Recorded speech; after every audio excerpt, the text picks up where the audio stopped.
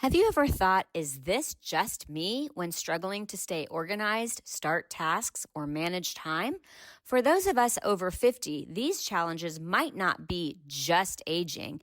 They could be ADHD hiding in plain sight for decades. I'm Jami Shapiro, host of Grandma Has ADHD, and I'm building a community where your experiences matter. Whether you're diagnosed, questioning, or simply curious, you're not alone.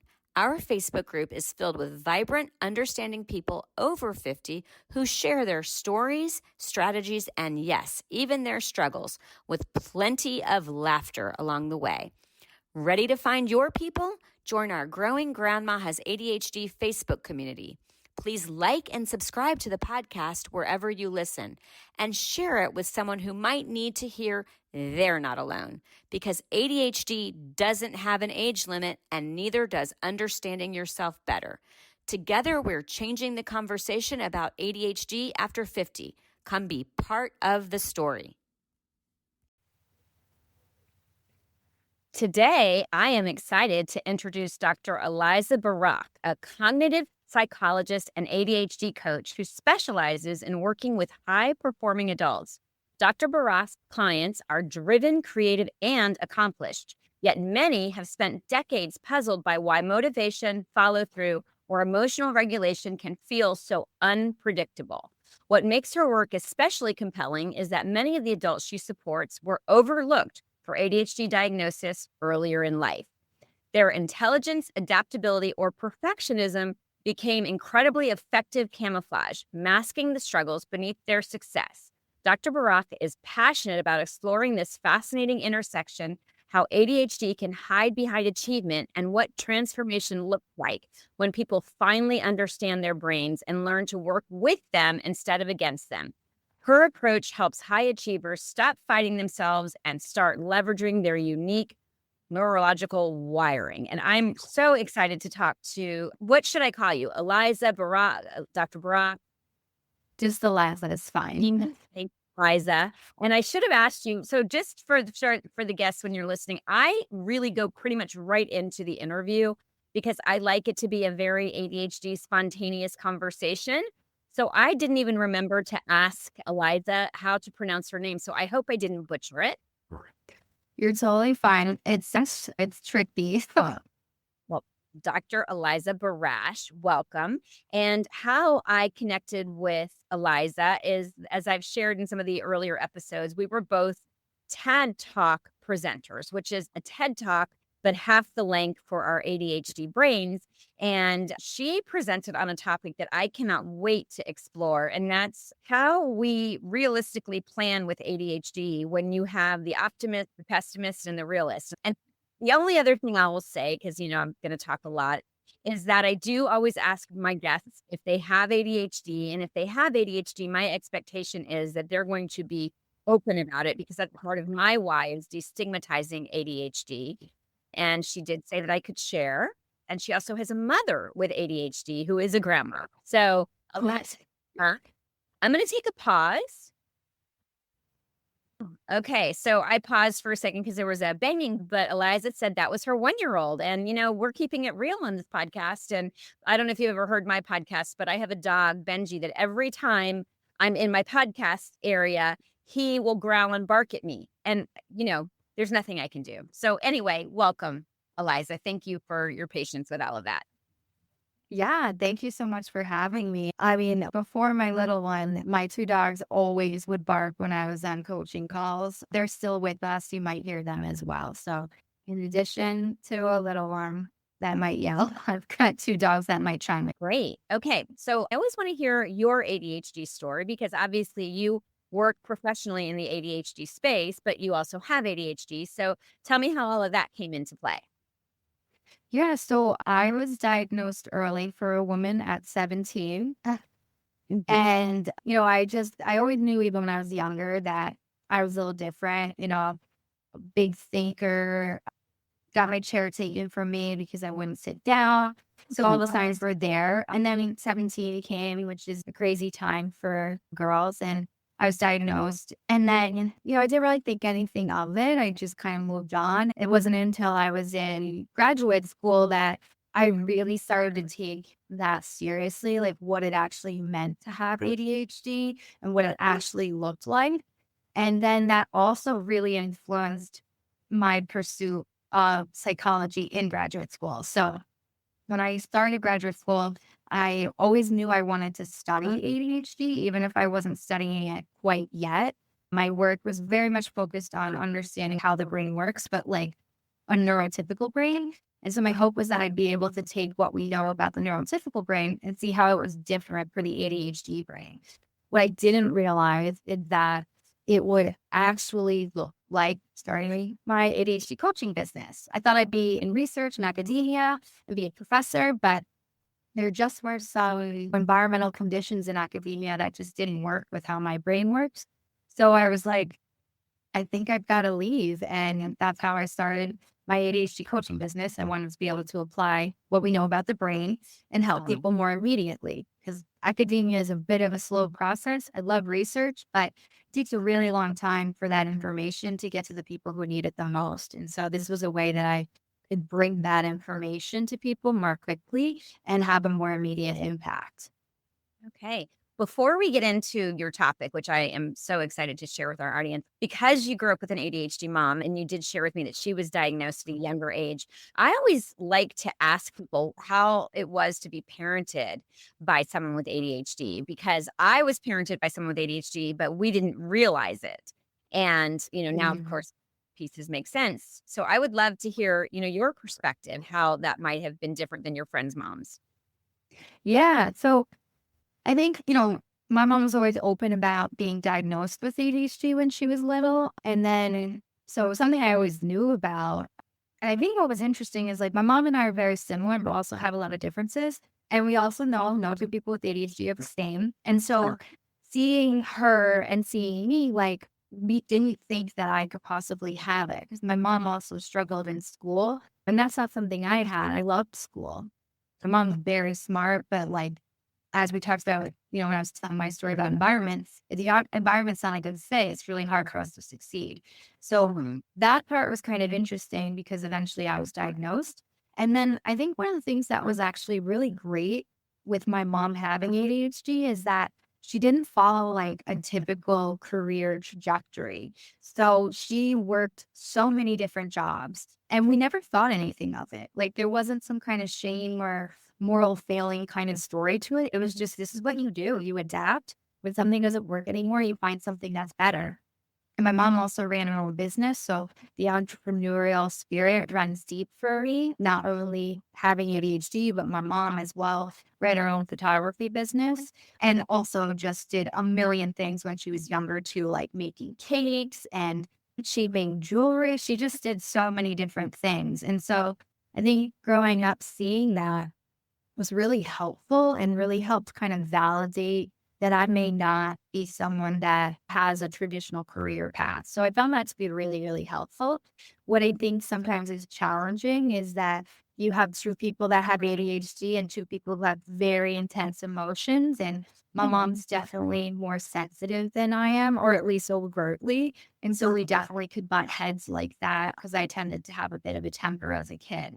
So that was an interesting thing to see of like how how emotional dysregulation can show up in different ways in the parent and the child. So that definitely was interesting to look back on now. So there's lots of things that were really great because I think she could get me in ways that other people couldn't, but we also sometimes have the same blind spots. I love that. I have to, just as you're saying all of these things, I was thinking back to my own childhood, and my mother and my emotional dysregulation is also, it's been a real source of butting heads for us. And we're very, very different, which is why I didn't realize my mom had ADHD, because I'm more of the go getter. Let's see what I can achieve. My mom, dropped out of college, although she's incredibly bright, couldn't hold down a job because she would just keep switching, and was incredibly, had a lot of anxiety and depression, and then was sensitive to me. And I had quite a temper, which I now realize probably was my emotional dysregulation. And then it's interesting that you say you were diagnosed at 17. My youngest child, actually, I was diagnosed when my oldest child was diagnosed in middle school, but did not realize that my youngest had it until she was 16 because it did look so different. And I'm so glad that she brought that. I always convey that ADHD looks different from every person, just like we all different. So Mhm. before we get into your topic, because I love your topic, I think that's going to be so applicable because that's one of the biggest misconceptions that I find is that people, and even at the ADHD conference, we talked about it. People think, oh, if you're high achieving or you're really smart or you did really well in college, you can't possibly have ADHD. And so I know as if you're not watching the video, Eliza just like, no, she's just, she's nodding no. So I'm gonna start asking you questions, and then I'm gonna ask you my button question, and then we'll come back into that. Why do so many bright, capable people get missed for ADHD until adulthood?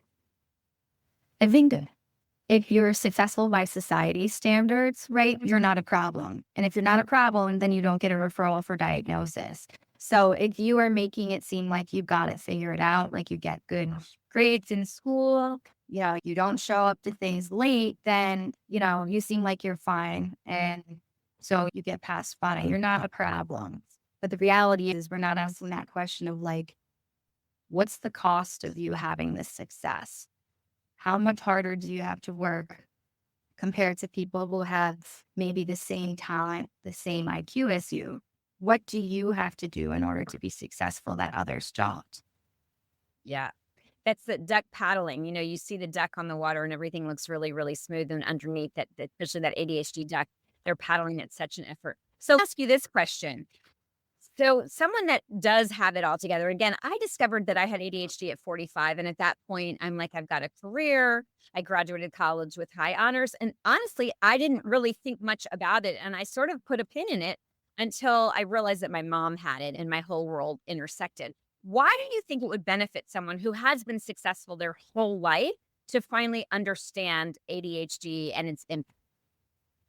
I think that regardless of anyone's label, understanding how your brain works or how you work is such an important thing to know. So, whether you have ADHD or not, getting a really clear understanding of this is the way my brain works, this is what matters to me, and this is what helps me to be successful is going to set you up for success in your life. Not just, checking off boxes of success, but also just, I think, being engaged and feeling satisfied. So, no, like, regardless of the label you're getting, having that clarity, I think, is really helpful in you moving forward and figuring out like the best way for you to move forward that integrates, well being and, your values and things that actually matter to you. I think there's also a misconception that once you know you have ADHD or you're an ADHD coach, then you don't have any of the struggles with ADHD. Eliza, yeah, what do you think of that statement? Yeah, I mean, this is why I'm really open and transparent with my clients and strategically use self disclosure because just because I do this for a living doesn't mean that I'm cured or I have it figured out. There are times when I'm working with clients and it's like looking in a mirror and I'm like, I have the same struggle too. So I think, just because we've gotten to this place where we're helping other people doesn't ultimately eradicate our own challenges. I think it gives us an extra window into it that other people may not get and may streamline communication and understanding. But it doesn't mean that we've got an elixir that no one else has.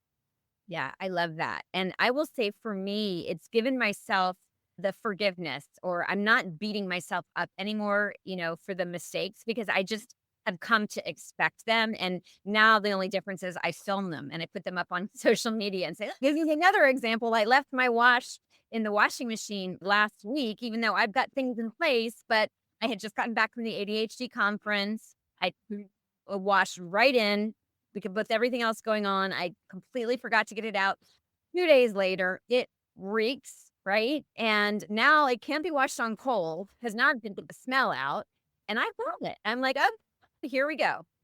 It's funny you mentioned that because I actually just washed my headphones like 2 weeks ago. They were in my pocket. I forgot to take them out. And the reason they were in my pocket was the strategy to remember to bring them, like, so I could listen when I was working out. So Yeah. And I love that you brought up the point about acceptance. And I think that knowledge gives you that understanding of like, okay, these challenges that I have, it's not because I made some bad choice. It's that my brain needs different things in order to be successful. And when I don't have those things, of course I'm going to make these mistakes. I always like to say this too, that even when we have all the things figured out, case in point, your example with the washer and mine with the washer too, like you're still going to make mistakes because even if you level the playing field, you're still not perfect. And neurotypicals are going to make those mistakes too. It's just that we tend to make them a bit more frequently, especially when we don't have our systems and our strategies in place. So I want to go off topic with you. I don't know if you're married or your partner, so I don't want to say husband or partner He's my has husband. husband. Okay. Has ADHD or not, because to your point, I'm with a neurotypical and well, I wouldn't say it's totally neurotypical, but he doesn't have ADHD. And I know my little things, he's got to have such patience, but he's such a good balance for me because he's sort of that executive functioning outside of me to say, Jamie, did you do this? And, don't do this. And what about you? What about your husband? So my husband actually just got diagnosed in this last year with ADHD. And I, I was like, first of all, I was like, I can't diagnose and not licensed as a mental health professional. But I was surrounded by ADHD. And I was like, I can't believe that. We've been together for like 11 years now. And like, I can't believe I missed it. But interestingly enough, as we talked about earlier, no two people with ADHD are the same. And so our ADHD actually complements each other. It also depends with each other, but it also can be quite complementary. And, I spent a long time working with my ADHD. And so I built systems that have helped both of us. And now that he's starting to better understand how his brain works, he's figuring out his own systems as well. And, normally it's the moms that get diagnosed with ADHD when they have kids. For us, it was my husband. Oh, that's funny. Yeah, because you're now responsible for a whole other person in addition to the responsibilities that you have. I had 3 children when I was diagnosed, and as a mom, I can remember, going to my ex-husband, I call him my husband, and saying, "I can't seem to get it together." And I didn't know I had ADHD, but I just knew that I just couldn't do the gold stars and all of the consistent things that my friends were doing, and I would miss parent-teacher conferences, and I remember asking him because and it seems like even though there were signs before that, when I had kids, it just really was like a card that crumbled. Yeah, and that's kind of what happened for both of us too, because we didn't know that Mike had ADHD, and I couldn't figure out like, why he couldn't be on time. Like, I'm like, I need you here so I can transition into work. And I'm like, this is the priority. And then the more I thought about it, I'm like, I think he has ADHD. And like then I was like, I need to like kind of readjust my expectations and figure out how we can best support him in this as well. Yeah, because like I kind of have my systems figured out to some extent. And while, having a kid totally like blows some of that up a bit, it was, now it was like we were trying to coordinate 3 people and I just like I couldn't do it on my own. So yeah, it was kind of glaring, and it just is funny because normally it's the mom that is like something's not working right, and this time it was dad. Mhm. We weren't. So the other question that I was going to ask you, I kind of feel like we covered, which is once someone understands how their ADHD brain functions, what shifts can they make? And, to the biggest difference in their daily life and self-worth. So actually, we talked a little bit about that, but I would like to hear some more. But I also want to take a pause. And before you answer that question, I'm going to ask you one more. This is like my hook. I think it's called Jump the Shark or something. I don't know if you were at the international conference last year when Penn Holderness gave his presentation on ADHD. And he said that if someone had asked if he could push a button and not have ADHD, would he push the button? So I always like to ask my guests that question. And so we're going to take a pause and then you're going to come back, answer that and answer the other one. And so just bear with us. But by the way, to all of you listeners, I hope that you are enjoying this podcast. I have something really exciting And that is that I am going to be building a Grandma Has ADHD community where we support each other. And it's not going to be the Facebook community that I tried that didn't work. I've got a really great plan. And if you are interested in learning more about it, then what I need you to do is to email me at grandmahasadhd@gmail.com and say, Jami, I want to know. And also, if you're liking this podcast, please subscribe to it, like it, write a review. And all right, so we're going to pause. We're going to come back with Eliza or Dr. Eliza Barach. Did I get it right this time? Yep, you got it.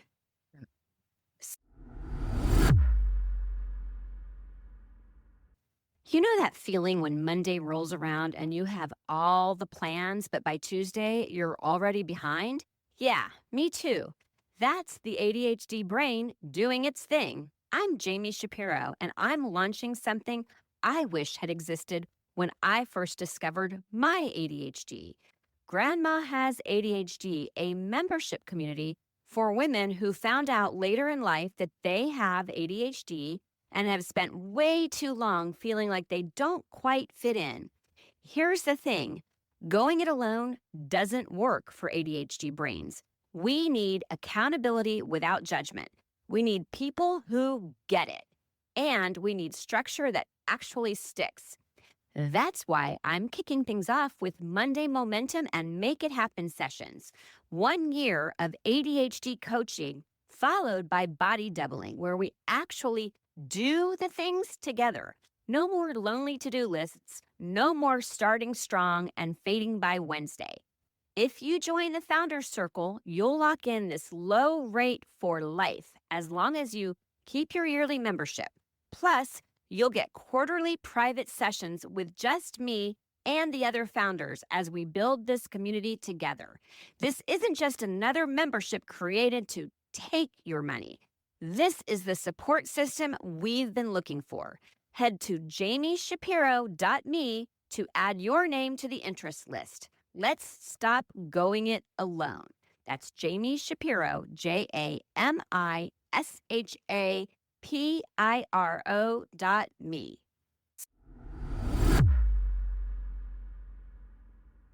Ever wondered why helping a loved one declutter feels like speaking different languages? I did, especially with my mom. It wasn't until I founded Silver Linings Transitions, helping San Diego seniors organize and move for over a decade, that I discovered why.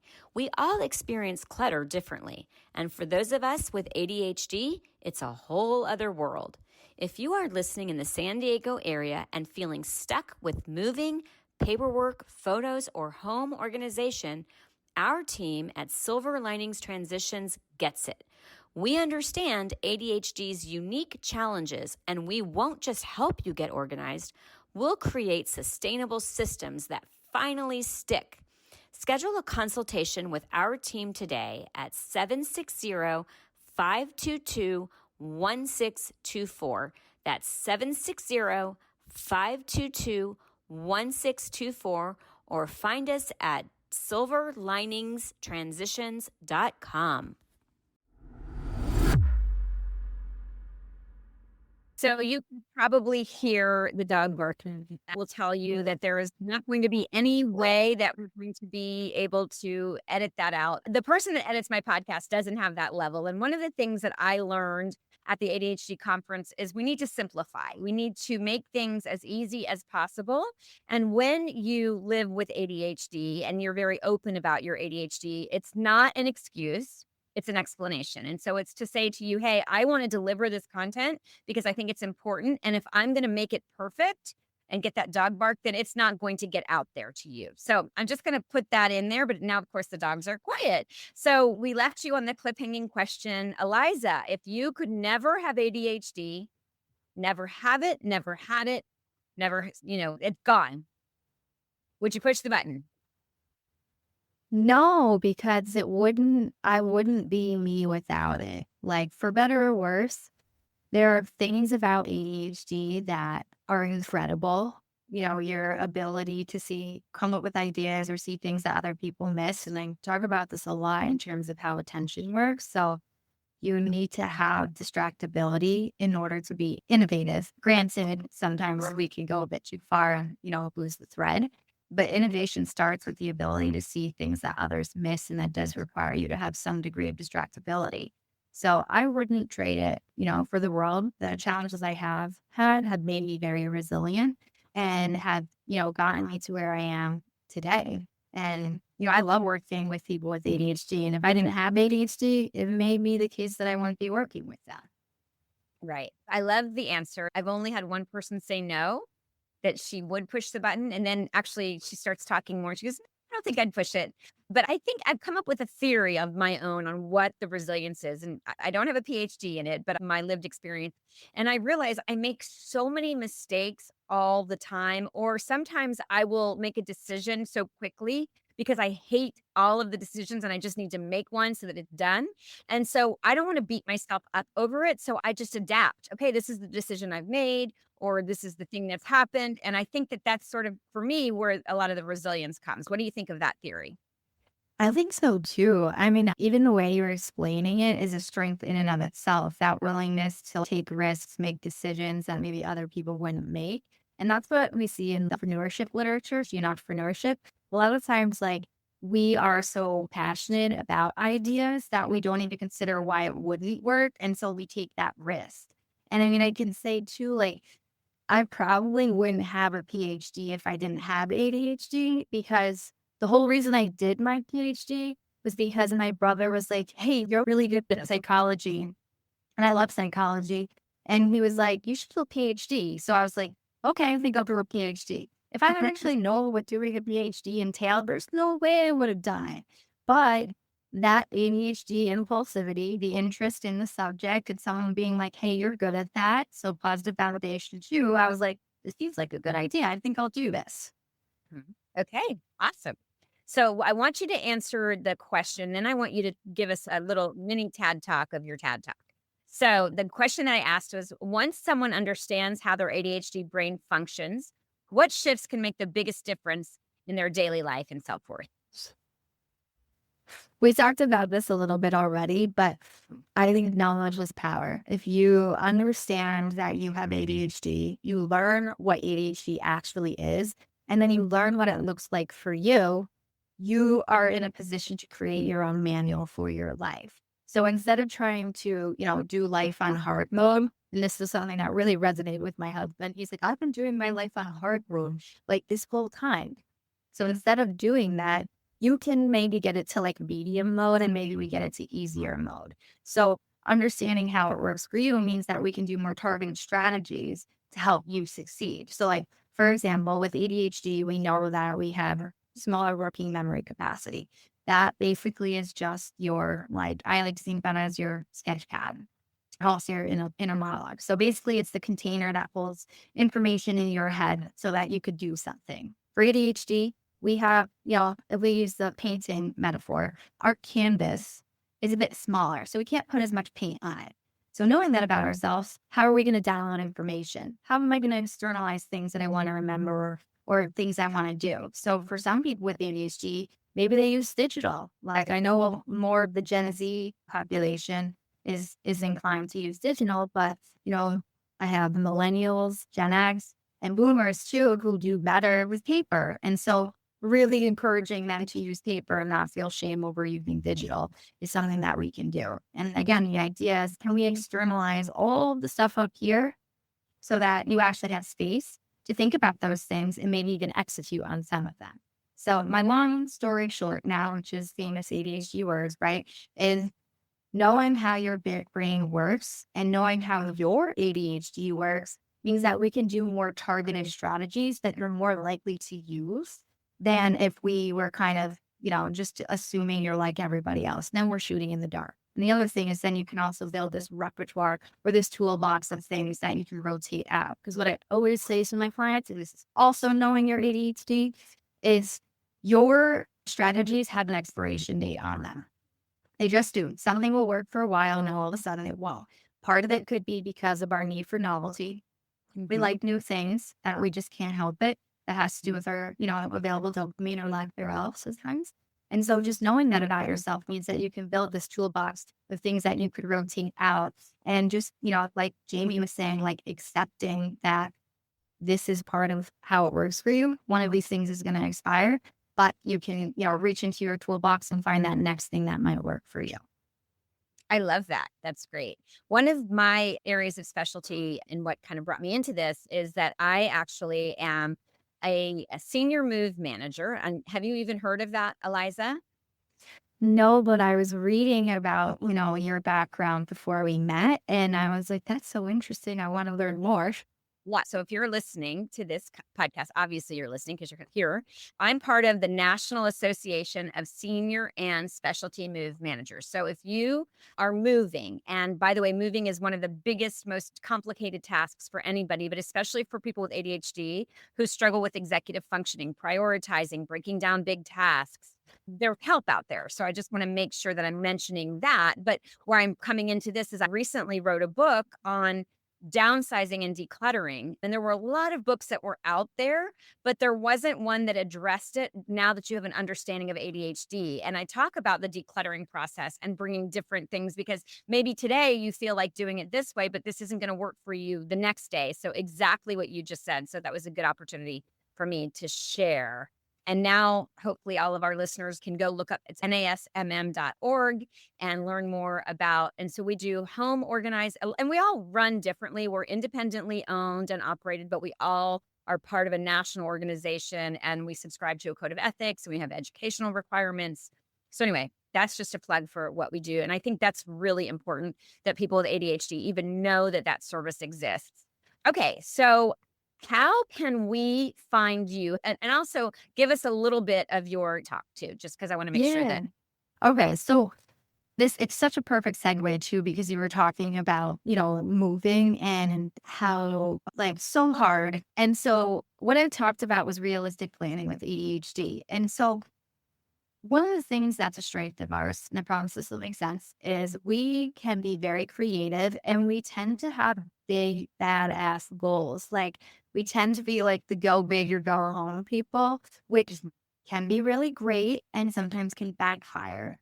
And so that part of us that wants the big goal, I call that the optimist. So it's the one that's like, okay, here's a really, really good idea. We should definitely do this. And so when this comes to planning, it's like, okay, I want to start exercising. That's always like an easy one. Or if we use, Jami's moving, I'm going to pack all the boxes up in my house, right? Biggest, baddest goal we could select. That's the optimist. And the optimist is like, we totally can do this. And the truth is there's a part of me that definitely can, because you've probably done something like this before where you pulled, like this Hail Mary out, which can be a strength, but can also be really stressful. So this optimist voice sometimes gets a lot of stage time for us, and it need not be a bad thing. But there's also this other part of us that I often say kind of hiccups when the optimist is like, this is a really good idea. And they call this voice the realist. It's kind of that voice in the back of your head that's like, yeah, probably not going to do that, right? I don't think I'm going to pack all like 30 boxes today without having like someone like, giving me a deadline, or it's like, if you don't do it now, it's, do or die. So in the absence of do or die, that realist voice is going to kind of kick up a little bit. It's a hiccup in your body and it's like, I don't think you're going to do this. So one of the things that I will do with clients is get them to kind of see these two voices in their heads and kind of feel for them. And the goal is that we don't want to like turn off the optimist. We just want to, scoop the optimist a little bit off stage and let the realist come on there and just have a little bit of a say of like, okay, I may not do these boxes all today, all 30 of them, but what am I actually willing to do? And talking to the realist about that. What am I going to actually do? Or what am I willing to do? And the point of getting these two voices to talk together is so that our pessimist voice doesn't get to take the stage while we only listen to the optimist and we don't follow through on putting those 30 boxes away. We don't want the pessimist to come in and tell us those narratives of, I never do anything I say, I'm lazy, whatever mean thing it's got to say. However, that voice eventually will come up. And when it does, I think it's just helpful to be like, okay, like what you're saying is not true, but I understand that a part of me is upset here. basically this framework is to kind of balance those three voices. And ultimately, my hope is that when we get the optimist and the realist talking, it really prevents the pessimist from having much of a say. Because I'm definitely more about circumvention with ADHD, especially when it's emotional dysregulation. If we can prevent a spiral, that's something we should invest in rather than focusing solely on picking up the pieces of that spiral. I love that. I love that. Okay. So who do you work with and how can we find you?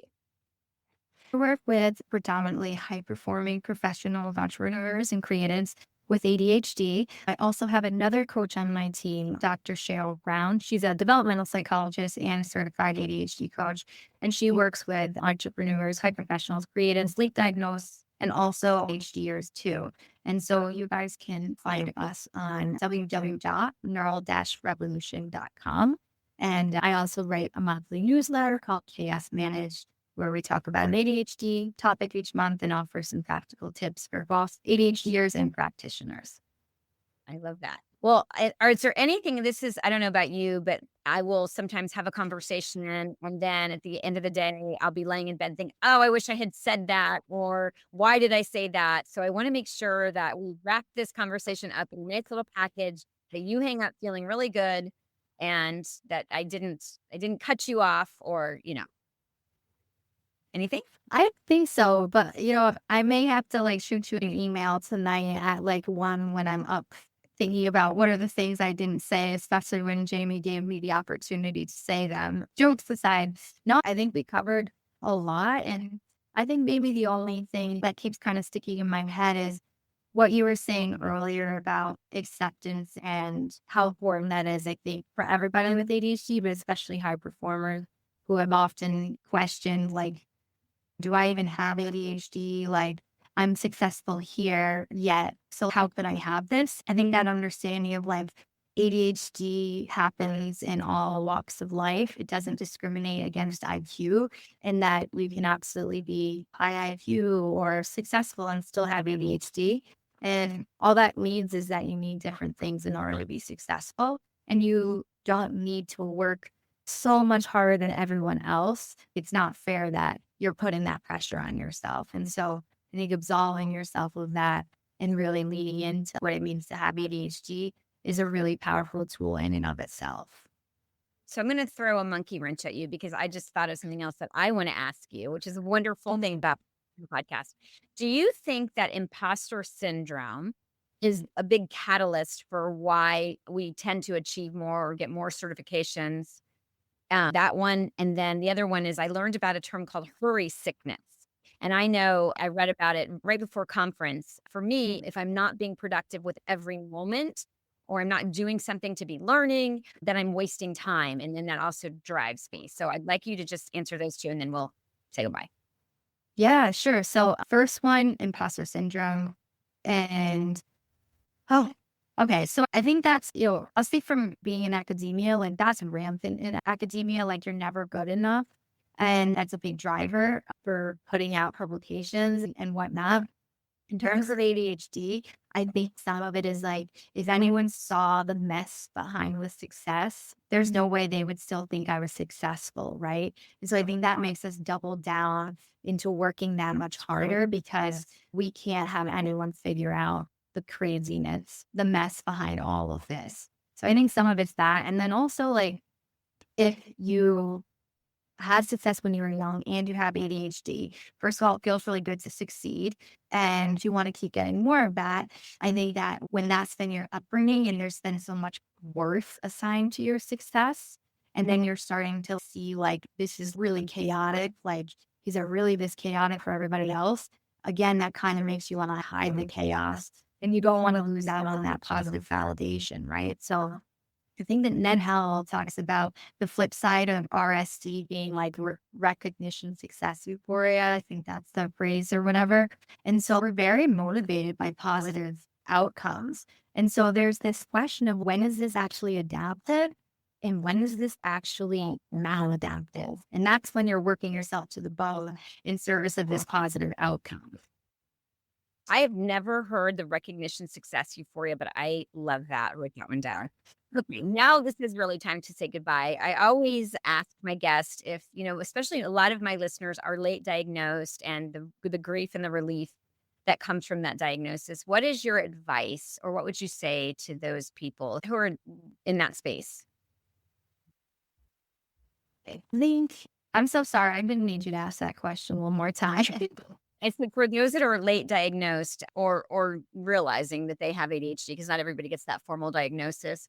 What would you say to those people who are meeting that with the relief and the grief? So for those that are meeting it with relief and grief, first of all, validating that 100%. There is such a relief in knowing, but there's also that true grieving process because there's a lot that you maybe missed out on because you didn't know this information at that time. And so giving yourself space to grieve is normal and important. And then also, leaning into the relief of like, now that I know this, what is possible for me? What should change? What can I do differently? What can I experience more of? And what am I already doing pretty good? And you pull from that as well. Mhm. I think that was a great answer, and I really like to share my closing thought is that, it's never too late to understand and know yourself better because we are always growing. And so thank you so much, Dr. Eliza Barach, For us. Yep. Barach, for joining me today.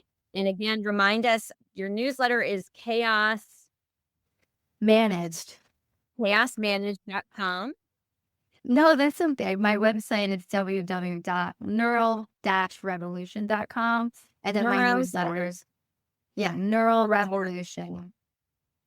Euro-revolution. Yeah, Neural AL at the end. I always stuff over the podcast and with my dog Jackson making his cameo. He made more than a cameo. I think he was like a co-star in this one.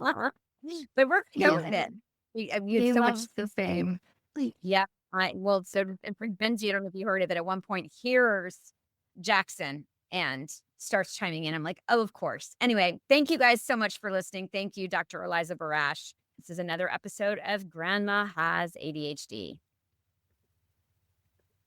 The opinions expressed on Grandma Has ADHD podcast are those of our guests and hosts and are intended for informational and entertainment purposes only. This podcast does not provide medical advice, diagnosis, or treatment. The content discussed in this episode is not a substitute for professional medical advice, diagnosis, or treatment. Always seek the advice of your physician, mental health professional, or other qualified health provider with any questions you may have regarding a medical condition or mental health concern. Never disregard professional medical advice or delay in seeking it because of something you have heard on this podcast. If you think you may have a medical emergency, call your doctor or emergency services immediately. The host, guests, and producers of Grandma Has ADHD do not assume any liability for the content of this podcast. Listen at your own discretion.